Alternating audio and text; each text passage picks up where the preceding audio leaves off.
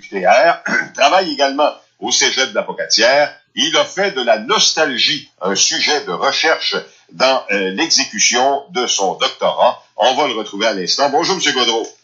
Oui, bonjour. Ben, moi, personnellement, la nostalgie, je voudrais d'abord qu'on définisse de quelle manière on doit comprendre l'utilisation de la nostalgie dans votre thèse de doctorat ou dans votre travail de doctorat.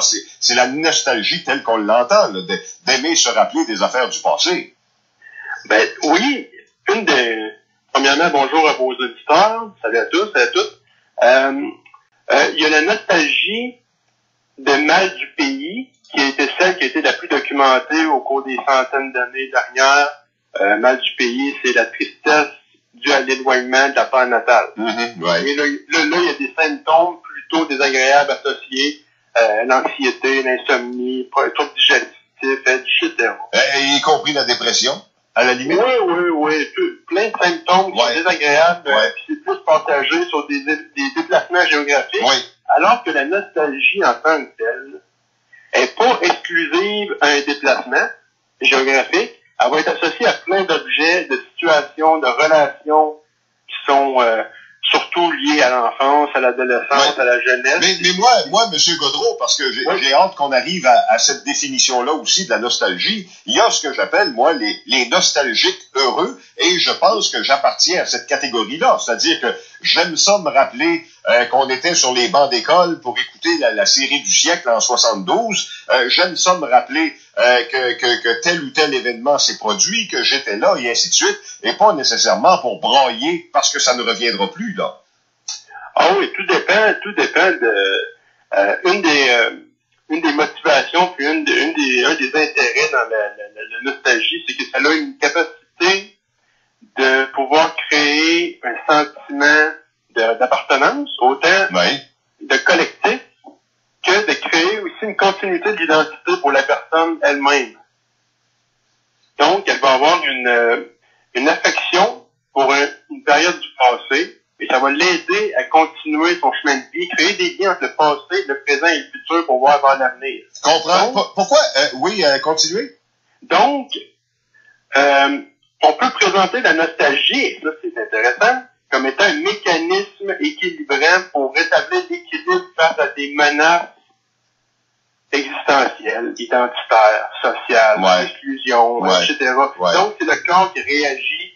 C'est un mécanisme qui va ramener l'adaptation sociale plutôt qu'une psychopathologie qui a été présentée depuis des centaines d'années. On sait là, que le mal du pays, c'est nuisible, mais la nostalgie en tant que telle, c'est un désir, une affection pour le passé. Dites-moi donc, M. Gaudreau, il y a des gens qui vous écoutent présentement et qui se disent, veux-tu bien me dire, il y a des gens qui nous écoutent présentement dans l'entrevue puis qui se disent, veux-tu bien me dire pourquoi il a choisi la nostalgie? Vous auriez pu choisir n'importe quoi. Comment vous en êtes arrivé là? Êtes-vous personnellement un nostalgique heureux ou encore un malheureux?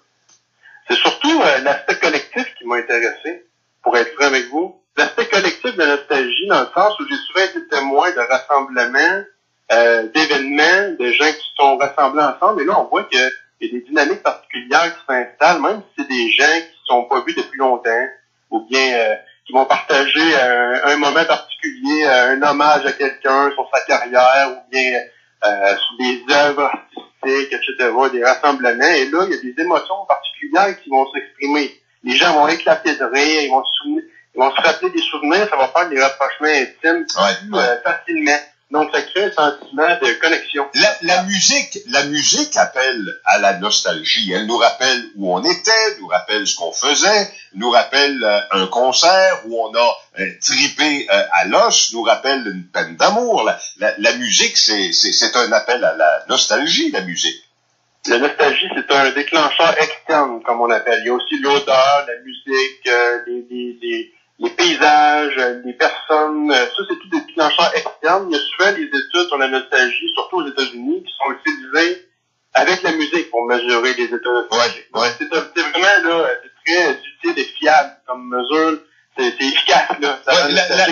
La nostalgie, M. Gaudreau, peut nous aider à avancer aussi, et pas nécessairement nous faire reculer, dans le sens de on a aimé ça. Hey, si on le refaisait une autre fois, si on retournait dans ce pays-là, si on retournait voir ce concert-là, et on pourrait en nommer longtemps comme ça. Là. Justement, il y a un de mes étudiants, parce que j'enseigne à l'UQTR, j'ai enseigné plusieurs mois cette année, là, à Drummondville également, il y a un de mes étudiants qui est venu me voir et il m'a dit, moi, là, personnellement, lorsque je vais dans une cour à bois, dans une place où il y a du bois coupé, ça sent le bois, ça me rappelle mon grand-père que j'aimais tant lorsque j'étais enfant. Et lorsque j'ai des moments de difficulté dans mes études où j'ai besoin de me concentrer, tout ça, je vais dans le bois où il y a du bois coupé. Ouais, et là, ouais. je me sens calme, je me sens apaisé, je ressens un sentiment de chaleur, puis ça m'aide à avancer. Hey, M. Gaudreau, ça a été intéressant de jaser là-dessus parce que, comme je vous le dis, moi, personnellement,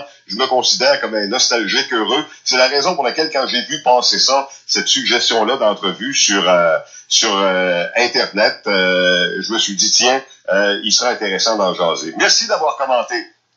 Puis, jamais oublier, la nostalgie, ça l'aide, ça peut aider à faire face à une menace, comme par exemple, vous avez parlé plus tôt, il y a des attentats qui se passent dans le monde.